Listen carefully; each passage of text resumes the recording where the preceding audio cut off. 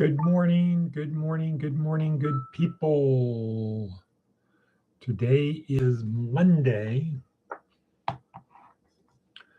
December 22nd. Wow. I have to say, wow.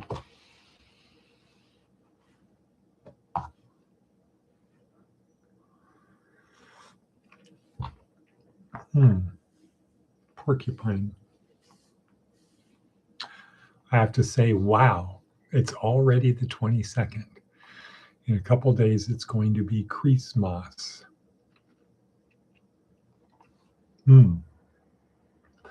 So,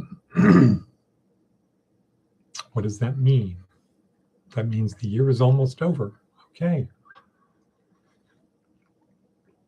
It also means since it's the last Monday in the month, this is day one of week 4 in this class. We're going to talk about that for most of the day. What is day 1 of week 4? Week 4 is, we call it leadership because it makes it sound value positive. The real thing is power. Power is simply getting other people to do what you want.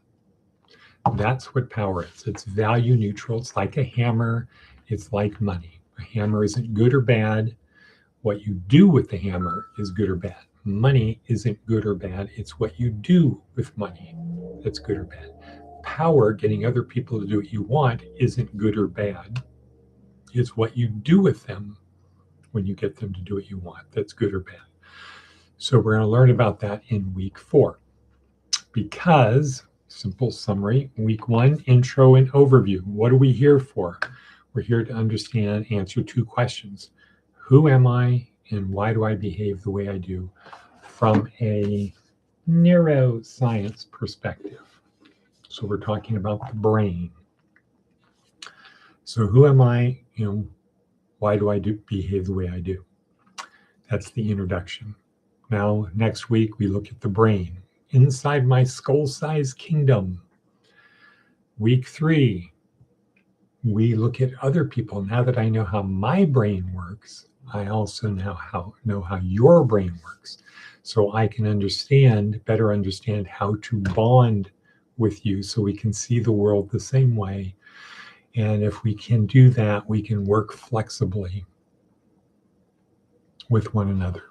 We can cooperate with one another. If we understand, we can best cooperate. And then I understand that in order for me to be the most productive version of myself, I need help from other people.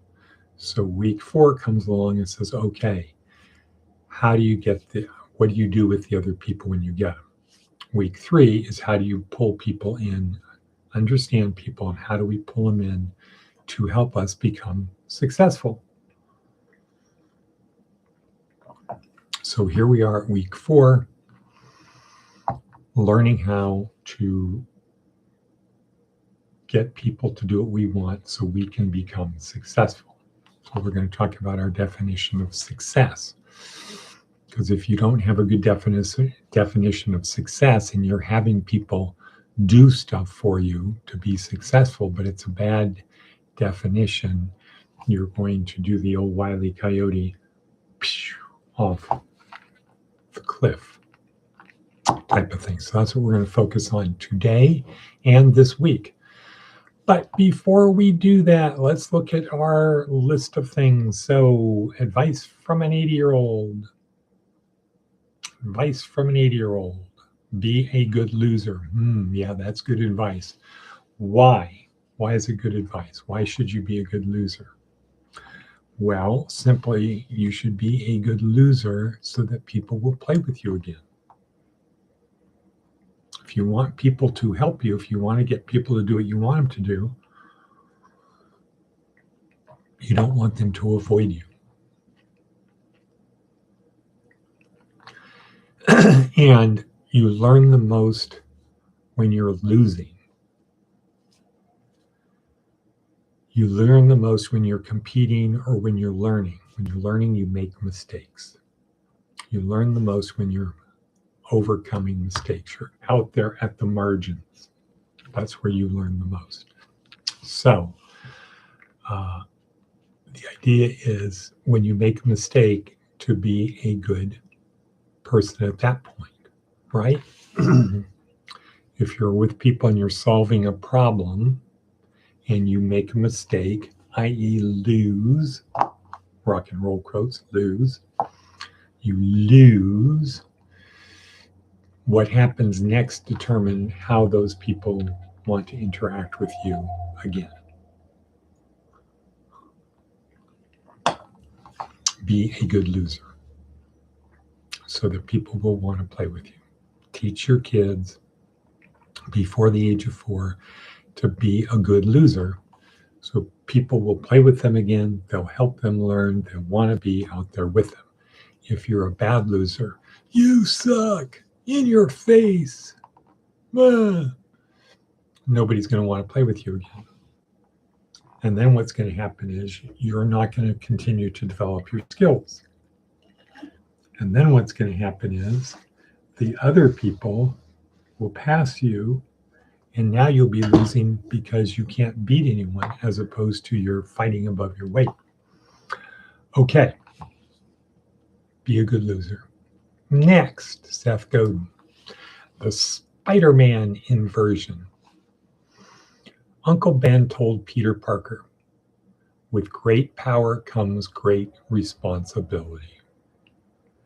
Some people hoping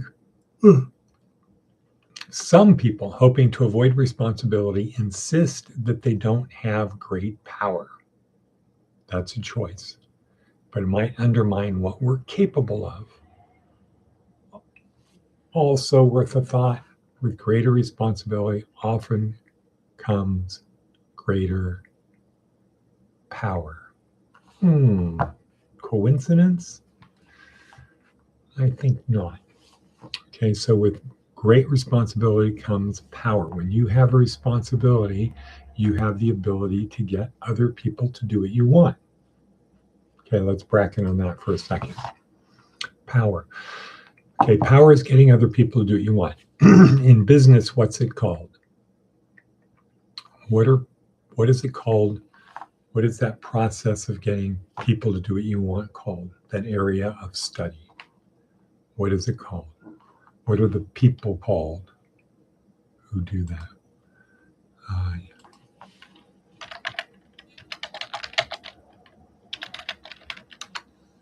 What are the people called? They are called managers. Managers.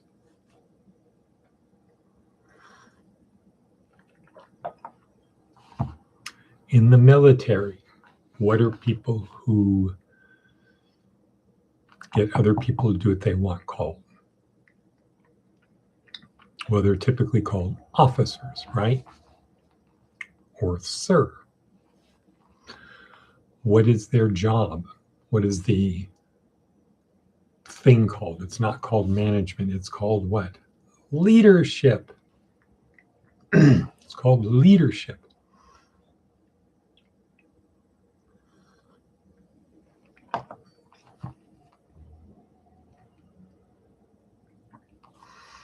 Just got a text from somebody who sent me a resume of somebody, and her resume is, I don't know. Okay, so time is racing.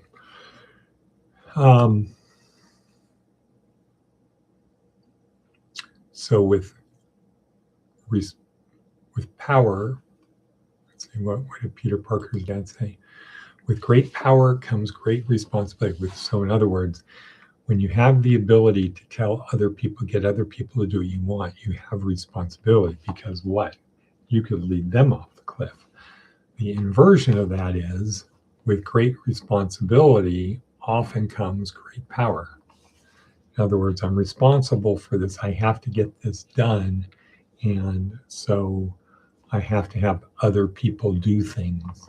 A lot of other people do things to make it happen. Okay, or to get it to happen. Okay, cool. Today's TED Talk. get that one out of the way quickly, is Nancy Kane. So here's the big thing about leadership. It's on a spectrum. A couple different spectrums. In fact, there might be X, Y, might be two spectrums, but on one spectrum, we can say one end is crisis and the other end is the opposite, pure. Just crisis leadership and pure leadership. Everything's going wrong, everything's going right. Okay, so today we're going to focus on crisis. Tomorrow, we're going to focus on pure. And the rest of the week, we're going to focus on what's in between, because it will go like this over time. Sometimes are bad, other times are good. Sometimes are bad, other times are good. And I would say the more extreme they are, the more likely it's to go up. Because you're going to, it's good here, then it gets bad. And when it's bad, and the inversion of that would be, it should be when it's bad. So here's the main line. When it's bad, you're learning more. And then it gets good and you're learning less. And it should be, as you learn more, you're not forgetting. So you're building, building, building, building. So it's like going to the gym, right? If you don't push yourself, you're not going to improve very much, right? You're not going to improve very much. If you push yourself, you will. So I noticed that in the morning on the Peloton. So I used to start in the 40s, mid to high 40s resistance. Now I start at 54. And I notice before, when I'm in the 50s, it used to be my heart rate and breathing were taxed more. And now when I look at my Fitbit, it's saying I'm only moderately working out. And before it'd be like, no, I can't start out at 54. I can't do that. That's how I think about the 60s. So when I start out, when I get into the 60s, after a couple weeks, I'll be like 54. God, that was just ridiculously easy. Okay. So as it gets harder, you get stronger. And then you sawtooth upward. That should be the way to do it. So crisis leadership, we learn more in crisis. Nancy Kane, who's a supporter of the school, historically has been, haven't reached out to her for a couple of years. I hope she's doing well. Gave us a lot of books, a lot of free books, a lot. And it was especially good for the women in jail, getting out of jail. That was 10 years ago we started this relationship. Okay, so next Aruni. How are we doing for time? 14 minutes. Okay. So can we talk about the topic, the formula for success? Formula for success is very simple. Success. Dwayne Floyd. Hello, Dwayne. How are things in Oakland? How are things in Oakland? The formula for success is, I never saw a purple cow. I never hoped to see one, but I can tell you anyhow, I'd rather see than be one. Does that bring back memories, Dwayne? Okay. Formula for success. Success equals a function of money times meaning and purpose. Okay, so success. Okay, that's our goal. We want to be successful. Success is a function. So meaning as you change the variables on the inside, the success value changes. There's no one answer. It's not algebraic. It's not x plus y equals 5. Success is a function. So we know that the number of success can go up and down. Success is a function of money. What is money? Oh, you're welcome. Oh. Spread the word. Money is just the ability to experience more. That's it. If you have no money and you need to get across town, across Las Vegas, and you have no money, your options are limited. You can walk, run, jog, skip, etc. You can go on your own power. You can ask somebody to give you a ride, right? Well, let's say you can't do that. You have no money. How do you get there? You walk, or you ask somebody for a ride.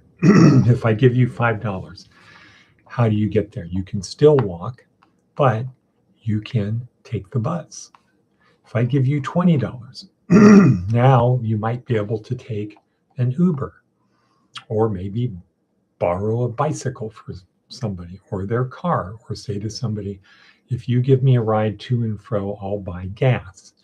And then you get the point. If you have $100, you can take a cab. If you have $100, you might be able to buy a bicycle. You have $300, you might be able to buy a scooter, right? Or take a limo, or whatever. If you have $10,000, you can take a helicopter. Money is just the ability to experience more. In itself, money is not good nor bad. It is just the way to experience more. So money, the ability to experience more, times meaning and purpose, where meaning equals acts such that everything you do matters, and purpose is service to others. So if you go around spending a lot of your time helping people, that's the multiplier. Money times the amount of how much you help people says how successful you are. So let's say if you have $1 billion, money times meaning and purpose, but meaning is zero. Meaning and purpose equals zero. $1 billion times zero doesn't mean you're successful. It means you have $1 billion. And what will likely happen, since you're not doing anything to help anyone else, a lot of people will be lining up to urinate on your grave. That SOB, I'm glad he's gone. Man, he never did anything to help anybody. Ebenezer Scrooge before the visit from the ghosts of Christmas, past, present, and future. Okay. On the other hand, if you have no money, but you spend all of your time helping people, you're just one of these good-hearted Samaritans. Not really a big impact. And the ideal might be somebody like Mother Teresa, who started out helping the lepers and the sick in Calcutta. And she attracted people who said, I'd like to help. You're doing something good. And then as she got more money, she was able to help more people and attract more sisters. In fact, get sisters that weren't even in Calcutta, that they're all around the world now. And so they are very successful. They have a lot of meaning and purpose. So that's the formula for success. That's what you should be striving for. And in a Christian model, if you believe Jesus is the creator, if Jesus is who he said he was, the creator incarnate, and you do what he said to do, and you do what he said God said, which is to believe in him. If you love me, you'll follow my commandments. If you do those three things, and you put your energy and your money into helping other people, that will pay dividends for your future. And that is it. Cut. nailed it.